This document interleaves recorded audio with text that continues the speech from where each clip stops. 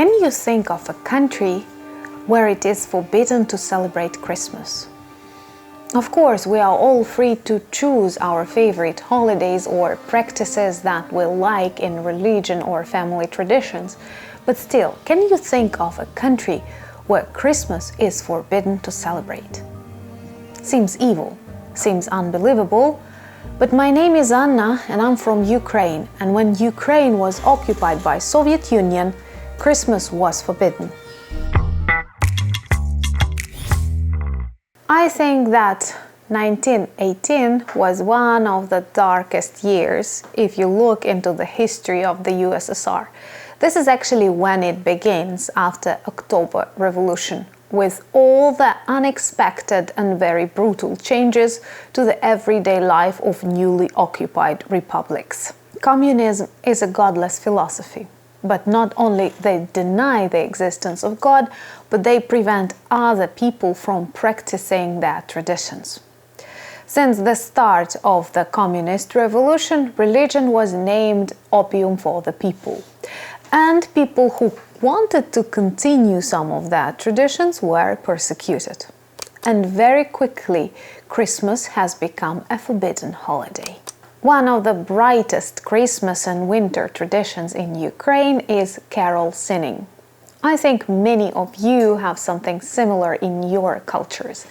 It is beautiful, it is light, it is joyous. People were forbidden to sing carols, to visit their neighbors, and to celebrate. Which is pretty depressive, taking into account that they also witness huge destruction of their cathedrals and churches and even execution of the priests. Even if you are not religious, it is very likely that you have a Christmas tree in your home, because it's a beautiful reminder of a festive season and it is just nice. Kids like them. Can you imagine in what evil reality people have to live to forbid Christmas fir trees? And that was the reality of the USSR, especially in the 20s and in the 30s, where people were prosecuted for putting Christmas tree into their houses. Some wanted, but they had to close the windows with curtains so no one from outside could see, and then tell to the services so that people know you are practicing forbidden traditions. So, in the 20s and in the 30s, at the beginning of the Soviet era, you are not allowed to visit a church. This can be deadly. You cannot sing carols, because this can be deadly. You cannot put a fir tree inside of your house, because that's a bourgeois tradition. What else? Who is the next enemy? Saint Nicholas.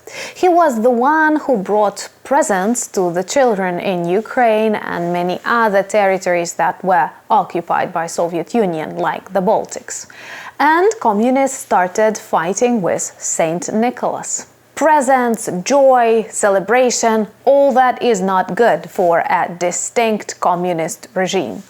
That's why they were trying to do everything to destroy such traditions. But that turned out to be impossible, because people kept closing their houses, kept putting fir trees secretly behind the closed curtains.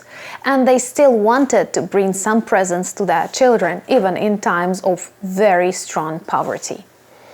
And approximately in the middle of the 30s, Stalin realizes he cannot change this reality, so he can make it work for him. And this is the time when some of the communist rulers provide new ideas. Why don't we organize a celebration that will be both important for people, but communist at its essence? In 1935, they organized a first Soviet fir tree.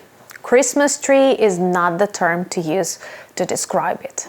In various big cities of the USSR, children are invited for such parties. But the decoration of the fir tree is very different from the one they had a couple of decades ago. Because the tree has to illustrate the achievements of the communist regime. And there you will see lots of soldiers, lots of Bolsheviks, and sometimes even special balls with the faces of Lenin and Stalin. Something unexpected, right? But such New Year parties lacked something. St. Nicholas was forbidden, but another hero was needed. And this is the moment when Soviets introduce Father Frost, which is in Ukrainian Ded Moroz or Ded Moroz in Russian. Many of you who had to go through the period of communist occupation can definitely recognize this grandfather, who definitely has some features of St. Nicholas but possessed a clean communist biography. Father Frost travels from New Year party to New Year party. He speaks with the children and typically updates them on the achievements of the USSR and its political leaders. All the poems that children have to tell to Father Frost are also political, and for them they receive presents. Sometimes Father Frost is accompanied by his granddaughter, known as Snow Maiden or Снегурочка. Let me know in the comments, do you still have some cards or maybe even sculptures of this fairy characters of the Soviet New Year? Because many people do, and this is something you can still encounter in some places in Ukraine. But Father Frost and Snow Maiden were speaking about important topics even on children's parties, updating them on the success of the USSR, and, for example, in times of the Second World War, they were even fighting with Nazi Germany. I have to confess that New Year has become an extremely popular holiday in all Soviet Union and even in Ukraine. And until now, many people treat it as the central holiday of winter, which is wrong and goes beyond the traditions we had for centuries. Soviets wanted to substitute Christmas and many other religious holidays that were before or after Christmas with one big communist celebration of the new working year, and to some extent they succeeded. But many secretly opposed. And actually, it's a funny word to use, opposed, when talking about carol singing. Many people were arrested for various Christmas celebrations in Ukraine up until the 80s. Think about that, the 80s. These are the years when I was already born, and these are the years when it was still forbidden in Soviet Union to sing carols and to glorify God.